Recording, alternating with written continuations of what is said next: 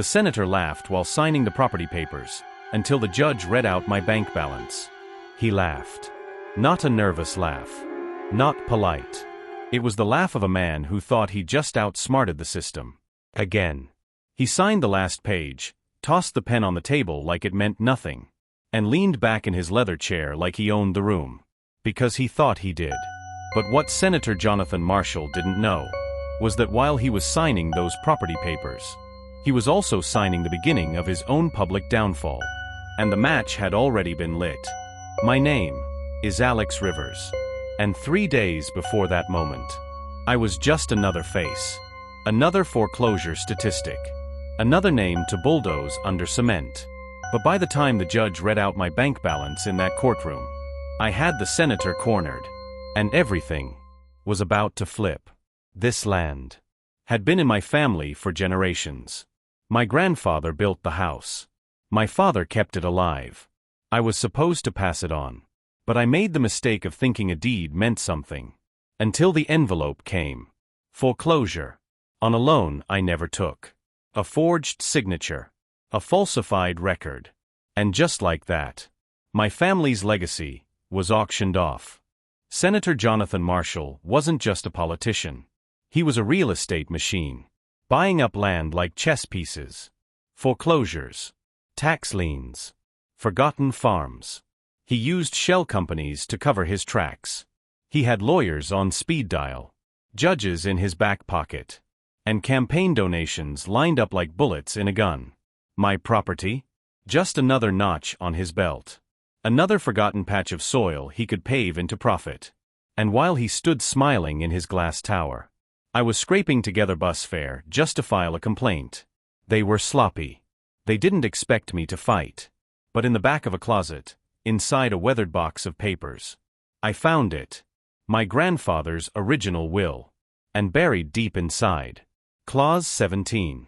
No transfer of title may be executed without in-person, notarized family consent from all living descendants. They missed it. That clause made every paper they'd filed worthless. Unless they silenced me. I started pulling threads. Public databases. Archive scans. Digital fingerprints. The signature on the loan? A fake. Font mismatched. Time-stamped before the document existed. I traced the money. To a shell company. Then to a PAC. Then to Senator Marshall himself. And that's when I knew. I didn't need a lawyer. I needed a spotlight. 3 days later, I walked into court alone. They thought I came to lose. That I'd crumble quietly. That I'd be buried under a mountain of paperwork and power suits. But I wasn't there to beg. I was there to expose. Marshall laughed as he signed the last paper. "The land is mine," he said. He tossed the file to the judge like it was routine. But the judge didn't smile. He opened the sealed envelope I had submitted. And his eyes changed. The courtroom fell still. The judge looked up. And then he read it aloud. $12.8 million. Wired directly into Mr. Rivers' bank account. Originating from a flagged Cayman account. Owned by a PAC controlled by Senator Jonathan Marshall. Gasps. Silence. Then panic. The senator stood up. Angry.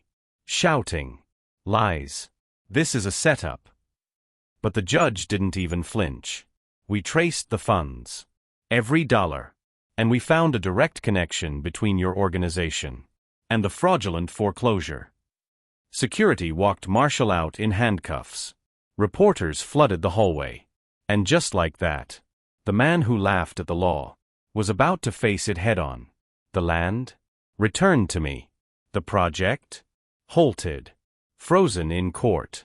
Marshall's real estate empire collapsed in weeks. Investigators found dozens of forged deeds. Dozens of lives ruined. But me?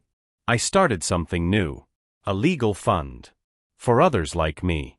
To fight back. They laughed when I walked into that courtroom. They thought I was broke. Powerless. A nobody. But when the judge read out my bank balance, they realized something far more dangerous. I wasn't poor. I was patient. And I had come prepared. Dramatic pause. Don't let them steal what you inherited. Don't let them bury your name with paperwork and power. Because if you dig deep enough, the truth buries them. The senator laughed while signing the property papers, until the judge read out my bank balance. Based on true events. Justice is never instant. But it is inevitable. Please subscribe, like, comment and share for more exciting stories.